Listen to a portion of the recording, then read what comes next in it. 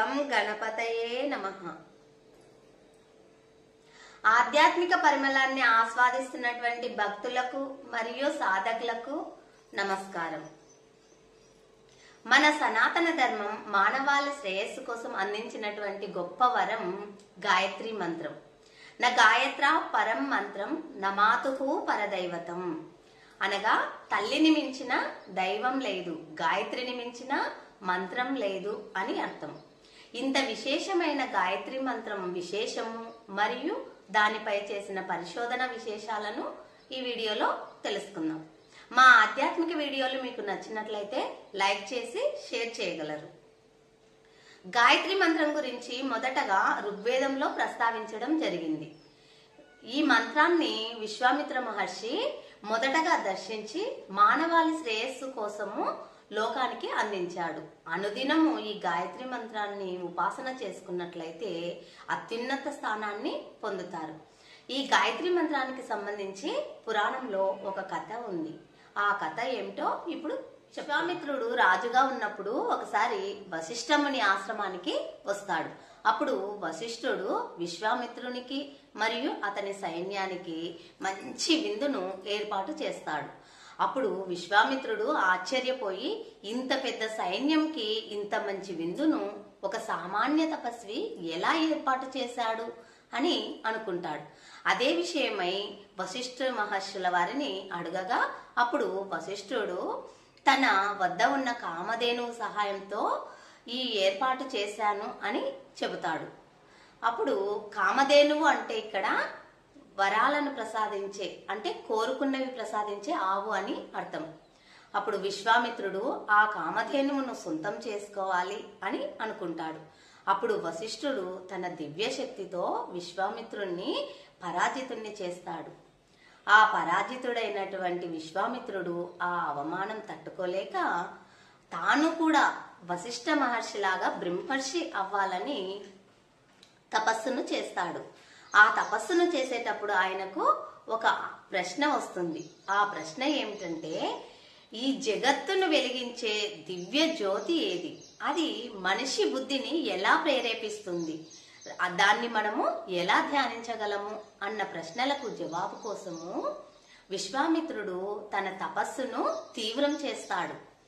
అప్పుడు ఒకరోజు సవితృదేవుడు అనగా సూర్యుడు ప్రత్యక్షమై ఇలా చెప్తాడు, ఓ విశ్వామిత్ర, ఈ జగత్తు అంతా నా జ్యోతిలో నుంచే ఉద్భవించింది. సర్వలోకాలు నా దివ్య చైతన్యం నుండే ఉద్భవించాయి. నీకు ఈ చైతన్య రహస్యాన్ని ఈ మంత్ర రూపంలో ప్రసాదిస్తాను అని విశ్వామిత్రునికి చెబుతాడు. అప్పుడు విశ్వామిత్రునికి మంత్ర దర్శనంను చేస్తాడు. అదే గాయత్రి మంత్రం. ఓం భూర్భువస్వః తస్సవితుర్వరేణ్యం భర్గో దేవస్య ధీమహి ధియో యో నః ప్రచోదయాత్. వేదాల ప్రకారం సవితృదేవుడు అంటే సూర్య భగవానుడు అని చెప్పుకున్నాం కదా. సూర్యుడు అంటే మనకు ఇక్కడ భౌతికంగా కనిపించే సూర్యుడు కాదు. దీనికి అసలు అర్థం సృష్టికి మూలమైనటువంటి చైతన్యం. భూ భువ స్వహ అంటే భౌతిక సూక్ష్మ కారణ స్థాయిలు అని అర్థం. అంటే సృష్టి యొక్క 3 లోకాలు. ఈ 3 లోకాల సృష్టికి మూలమైనటువంటి చైతన్యం మన బుద్ధిని పరమాత్మ పదంలో నడిపించాలని ప్రార్థిస్తున్నాను అని ఈ మంత్రం యొక్క గాయత్రి మంత్రానికి ఇంకో 3 విధాలుగా అర్థాన్ని చెప్పుకోవచ్చు. మొదటిది ఏమిటంటే, భౌతిక పరంగా చూస్తే సూర్యుని పవిత్ర కాంతి మన చీకట్లను తొలగించి జ్ఞానాన్ని ప్రసాదించుగాక అని అర్థము. ఇక రెండవ అర్థం ఏమిటంటే, ఆధ్యాత్మిక పరంగా చూస్తే ప్రపంచాన్ని నడిపించే దివ్య శక్తిని మనం ధ్యానిస్తున్నాము.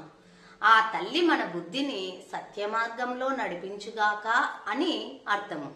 ఇక మూడవ అర్థము ఏమిటంటే, పారమార్థికంగా చూస్తే నాలోని పరమాత్మ జ్యోతి నా బుద్ధిని బ్రహ్మజ్ఞానం వైపు నడిపించుగాక అని అర్థం. వివేకానందుడు గాయత్రి మంత్ర విశేషమును చెబుతూ సమస్త జ్ఞానము ఒకే దివ్య మూలం నుండి ఉద్భవిస్తుంది.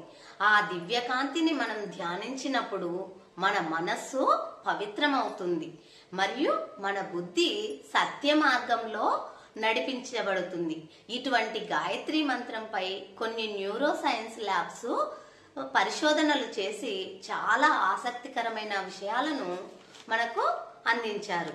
అవి ఏమిటంటే, గాయత్రి మంత్రంను జపించడం వలన లేదా వినడం వలన మెదడులో ఆల్ఫా, బీటా, గామా తరంగాలు పెరిగాయని, వీటి వల్ల మన మెదడు చాలా చురుకుగా పనిచేస్తుందని కనుగొన్నారు. అలాగే గాయత్రి మంత్రాన్ని జపించడం వలన మరియు వినడం వలన క్వాలిటీ ఆఫ్ లైఫ్ పెరిగిందని కనుగొన్నారు.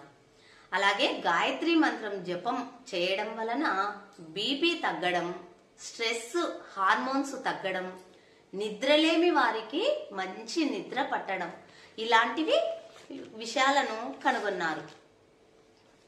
ఇంత మహోత్తరమైనటువంటి గాయత్రి మంత్రాన్ని అందించినటువంటి మన సనాతన ధర్మం ఎంత గొప్పదో ఒకసారి ఆలోచించండి. సైన్స్ కూడా చెప్పలేని కొన్ని విషయాలను మన ఋషులు దర్శించి మనకు వేదాల రూపంలో అందించారు.